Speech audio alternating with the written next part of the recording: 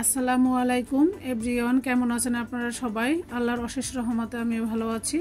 আজ আমি এমন একটি আলুর ভাইরাল রেসিপি তৈরি করে দেখাবো, যেটা কিনা বাসার ছোট বড় সবাই খুবই পছন্দ করে খাবে এবং বাচ্চাদের টিফিনে বিকাল নাস্তা চায়ের সাথেও বেশ জমে যাবে। এই তো আমি এখানে দুটি আলু খুব ভালোভাবে ধুয়ে পরিষ্কার করে গোল গোল স্লাইস করে কেটে নিয়েছি। একটু পাতলা করে আমি কেটে নিয়েছি। এখানে আমি 2 পদের আলু কেটে নিয়েছি, কিছুটা লম্বাটে কিছুটা গোল। এখন আমি এখানে 1.5 টেবিল চামচ লবণ দিয়ে দিচ্ছি। দিয়ে দিব পর্যাপ্ত পরিমাণে পানি।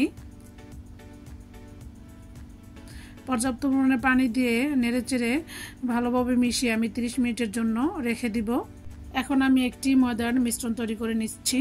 প্রথমে আমি নিয়ে নিচ্ছি বড় একটি চামচ দিয়ে 2 চা চামচ ময়দা এবং নিয়ে নিচ্ছি 1 চা চামচ কর্নফ্লাওয়ার। এই কর্নফ্লাওয়ারের রেসিপিটি আমার চ্যানেলে দেওয়া আছে, চাইলে দেখে নিতে পারেন। আমি ভিডিওটি ডেসক্রিপশন বক্সে দিয়ে রাখবো। এখানে দিয়ে দিচ্ছি 1 চা চামচ চালের গুঁড়া, দিয়ে দিচ্ছি স্বাদ মতো লবণ।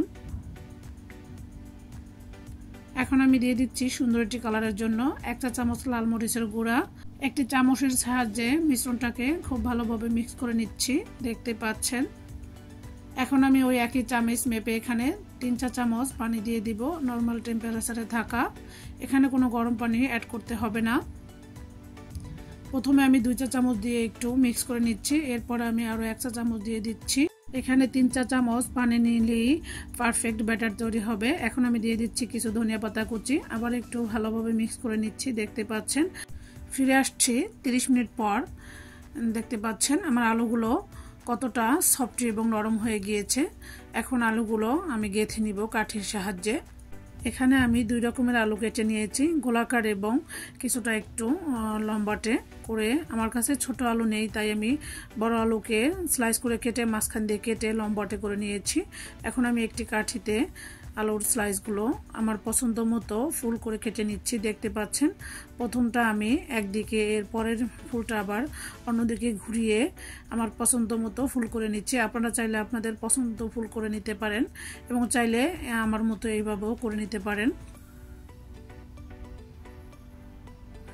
এতো আমি একটু ফাঁকা ফাঁকা করে দিচ্ছি, এতে করে আলুগুলো ভাজার সময় খুব সুন্দরভাবে কুক হবে।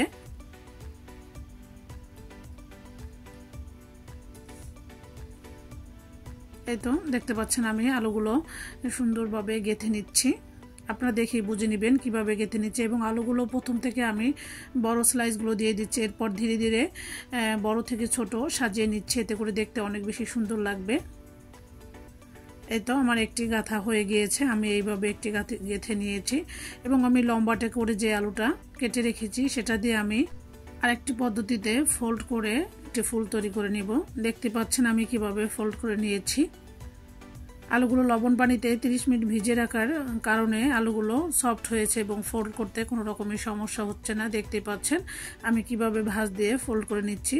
প্রথমটা আমি যেদিকে দিয়েছি অন্যটা আবার আরেক দিকে দিয়ে আমি একটি সুন্দরভাবে ফুল তৈরি করে নিচ্ছি, দেখতে পাচ্ছেন।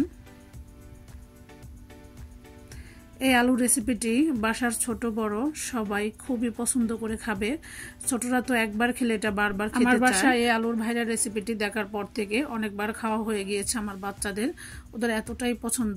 তো এভাবে তৈরি করে হালকা ভেজে নর্মাল ফ্রিজে রেখে 1 সপ্তাহ বাচ্চাদেরকে ভেজে স্কুলে টিফিনে দিতে পারবেন। আর যদি ডিপ ফ্রিজে রাখতে চান তাও এভাবে গেঁথে হালকা ভেজে একটি এয়ারটাইট বক্সে ভরে রেখে দিবেন। ভাজার 10 মিনিট আগে নামিয়ে রাখলেই হবে এবং তেলটাকে খুব ভালোভাবে গরম করে ভেজে নিলেই বাচ্চাদের টিফিনে খুব সহজেই এই আলু নাস্তাটি দিতে পারবেন। এতে করে বাচ্চারা খেয়ে অনেকটা খুশিও হবে, খেতেও খুব বেশি পছন্দ করবে। এই তো দেখতে পাচ্ছেন আমি ছোট থেকে বড় সাজিয়ে ফুলটা করে নিয়েছি, কতটা সহজ পদ্ধতিতে। দেখতে কতটা কিউট লাগছে না বলুন? তৈরি করে নেওয়া আলুর চিপস বা ওয়েজেস যেটাই বলেন না কেন, দেখতে যতটা সুন্দর খেতে কিন্তু তার চেয়েও বেশি অসাধারণ ছিল। একবার হলো তৈরি করে দেখবেন, বাসার ছোট্ট সোনামণিরা এটার ফ্যান হয়ে যাবে, এটাই শুধু বারবার খেতে চাইবে। তো দেখতে পাচ্ছেন এখানে আমি কত সুন্দরভাবে ফুলগুলো তৈরি করে নিয়েছি। আমি দুটি পদ্ধতিতে ফুল তৈরি করে নিয়েছি, একটা ফোল্ড করে আরেকটা এভাবে গেথে। দেখেই বুঝে নেবেন আমি কিভাবে আলুর চিপসগুলো তৈরি করে নিয়েছি। এখন আমি আগে থেকে গুলিয়ে রাখা কর্নফ্লাওয়ার এবং ময়দার মিশ্রণটাকে আবার একটু ভালোভাবে মিক্স করে নিচ্ছি। দেখতে পাচ্ছেন আমার কনসিস্টেন্সিটা একদম পারফেক্ট ঘনত্বে পরিণত হয়েছে। এখন আমি একটি আলু চিপসের কাঠি নিয়ে এভাবে ময়দার ব্যাটারটাকে বারবার দিয়ে দিচ্ছি, দেখতে পাচ্ছেন। এখন আমি অতিরিক্ত ব্যাটারটাকে এভাবে একটু ঝাঁকিয়ে ফেলে দেব।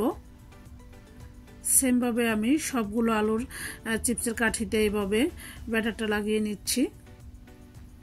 সেমভাবে আমি সবগুলো আলুর চিপসের কাঠিতে এভাবে তৈরি করে ব্যাটারটা লাগিয়ে নিব। এই তো দেখতে পাচ্ছেন অতিরিক্ত ব্যাটারটা আমি কিভাবে ঝাঁকিয়ে ফেলে দিয়েছি। এভাবে আমি সবগুলো করে নিচ্ছি এবং আগে থেকে আমি চুলায় তেল বসিয়ে দিয়েছি। তেলটা যখন খুব ভালোভাবে গরম হয়ে এসেছে ওই পর্যায়ে আমি দিয়ে দিচ্ছি চিপসের কাঠিগুলো।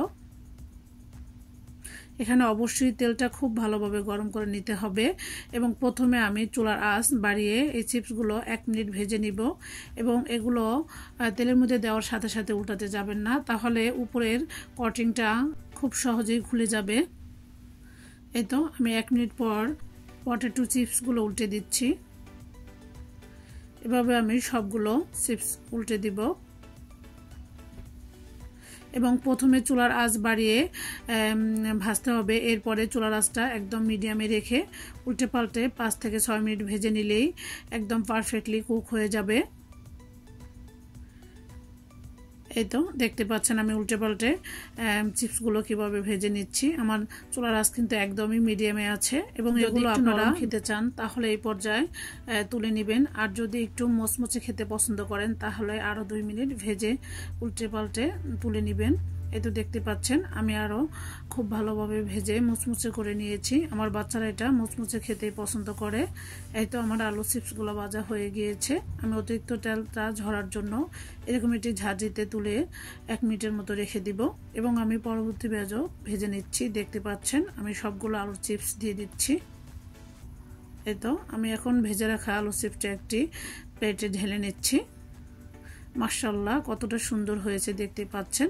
এতো উল্টে পাল্টে আমি পরের ভাজও আলুর চিপসগুলো ভেজে নিয়েছি। আমার তৈরি হয়ে গিয়েছে খুবই সহজে মুচমুচে কুরকুরে আলুর চিপস বা ওয়েজেস। আলহামদুলিল্লাহ দেখতে পাচ্ছেন কতটা সহজে আমার রেসিপিটি তৈরি হয়েছে। রেসিপিটি কেমন লেগেছে অবশ্যই কমেন্ট করে জানাতে ভুলবেন না। এই আলুর চিপসটি সসের সাথে পরিবেশন করলে খুবই মজার হয়।